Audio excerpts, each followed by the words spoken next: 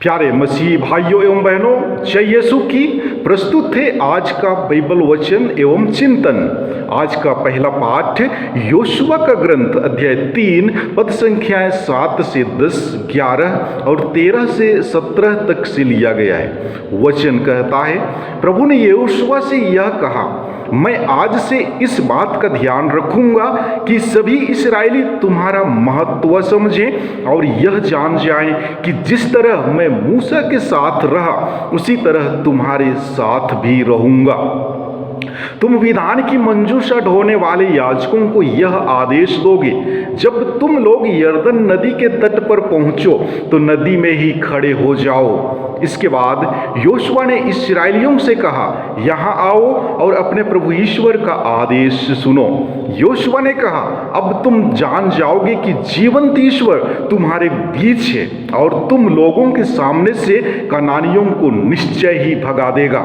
समस्त पृथ्वी के प्रभु के विधान की मंजूषा तुम लोगों से पहले यरदन पार करेगी।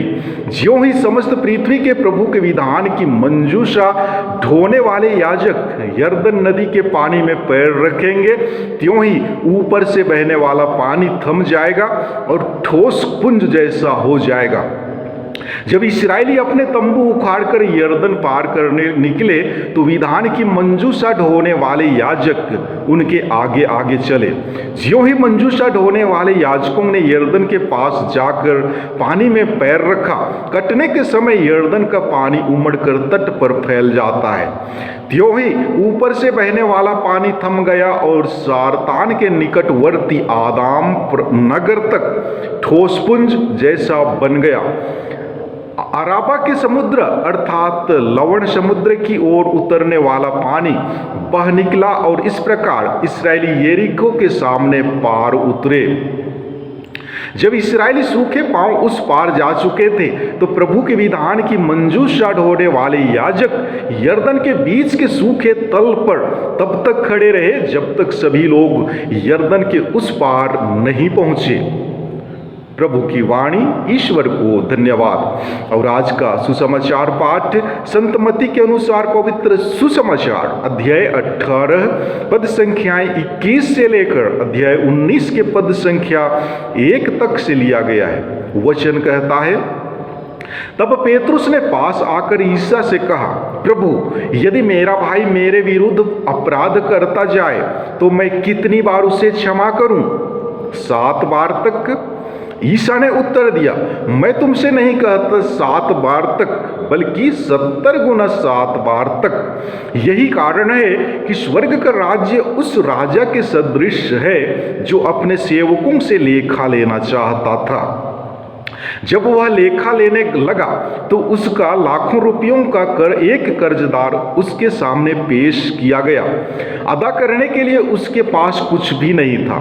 इसलिए स्वामी ने आदेश दिया कि उसे, उसकी पत्नी, उसके बच्चों और उसकी सारी जायदाद को बेच दिया जाए और ऋण अदा कर लिया जाए। इस पर वह सेवक उसके पैरों पर गिर कर यह कहते हुए अनुनय विनय करता रहा, मुझे समय दीजिए और मैं आपको सब चुका दूंगा। उस सेवक के स्वामी को तरस हो आया और उसने उसे जाने दिया और उसका कर्ज माफ कर दिया। जब वह सेवक बाहर निकला तो वह अपने एक सहसेवक से मिला जो उसका लगभग 100 दीनार का कर्जदार था। उसने उसे पकड़ लिया और उसका गला घोंट कर कहा, अपना कर्ज चुका दो। सहसेवक उसके पैरों पर गिर पड़ा और यह कहते हुए अनुनय विनय करता रहा, मुझे समय दीजिए और मैं आपको चुका दूंगा। परंतु उसने नहीं माना और जाकर उसे तब तक के लिए बंदीगृह में डलवा दिया जब तक वह अपना कर्ज ना चुका दे। यह सब देखकर उसके दूसरे सहसेवक बहुत दुखी हो गए और उन्होंने स्वामी के पास जाकर सारी बातें बता दी। तब स्वामी ने उस सेवक को बुलाकर कहा, दुष्ट सेवक, तुम्हारी अनुनय विनय पर मैंने तुम्हारा वह सारा कर्ज माफ कर दिया था। तो जिस प्रकार मैंने तुम पर दया की थी, क्या उसी प्रकार तुम्हें भी अपने सहसेवक पर दया नहीं करनी चाहिए थी? और स्वामी ने क्रुद्ध होकर उसे तब तक के लिए जल्लादों के हवाले कर दिया जब तक वह कौड़ी कौड़ी ना चुका दे।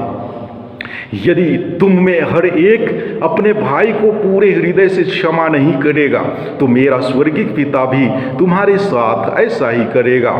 अपना यह उपदेश समाप्त कर ईसा गलीलिया से चले गए और यर्दन के पार यहूदिया प्रदेश पहुंचे। प्रभु का सुसमाचार। हे ख्रिस्त, तेरी स्तुति हो। प्यारे मसीह विश्वासियों, आधुनिक युग में बदले की भावना कूट कूट कर भरी हुई है। दूसरे के प्रति ईर्ष्या, द्वेष और जलन हमारे जीवन का हिस्सा बन गया है। हम एक दूसरे की उन्नति पर आनंद नहीं मना सकते। प्रेम और क्षमा की भावना किसी में नहीं है। इसी वजह से आज पूरे संसार में लूटपाट, मारपीट, धोखेबाजी और हत्या जैसी सामाजिक और नैतिक बुराइयां हैं। हिंसा के सहारे ही हम शांति प्राप्त करना चाहते हैं।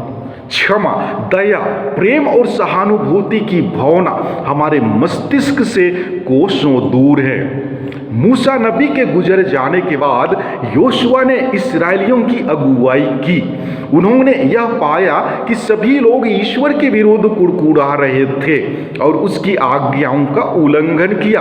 अंततः परिणाम यह हुआ कि वे लोग कड़वी फसल को एकत्रित किए।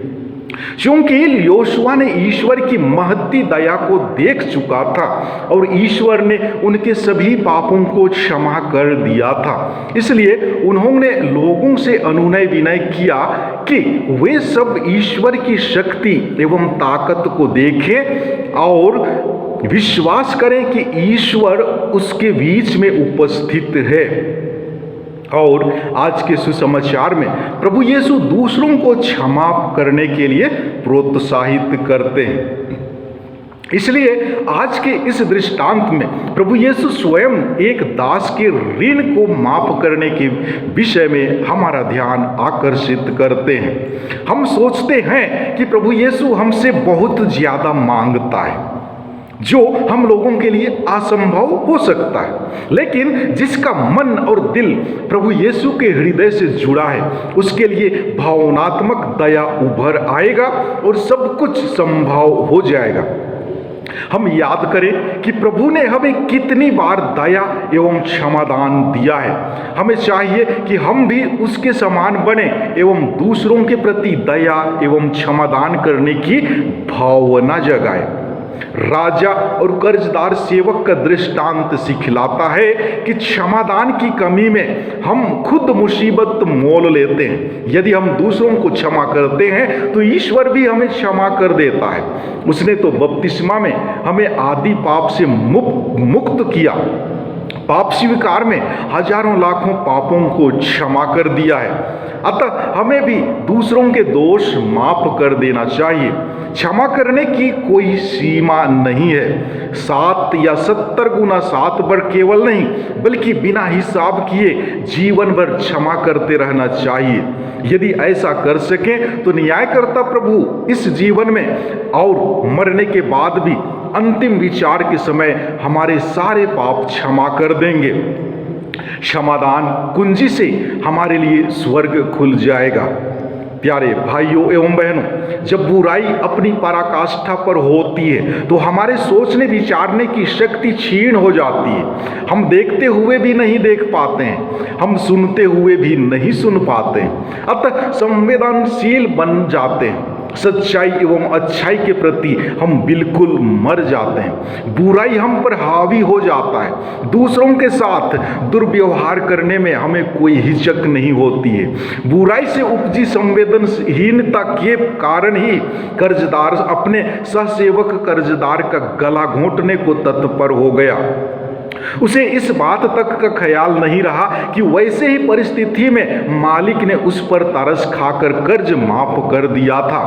बुराई के चंगुल में फंसकर हम भी परिवार, समाज और कलीसिया के प्रति इसी तरह संवेदनहीन बनकर उसे हानि पहुंचाते हैं। हम प्रार्थना करें कि ईश्वर हमें विनम्रता रूपी गुण प्रदान करे ताकि हम अपने शत्रुओं एवं बैरियों को क्षमा कर सकें। आमीन। Hallelujah.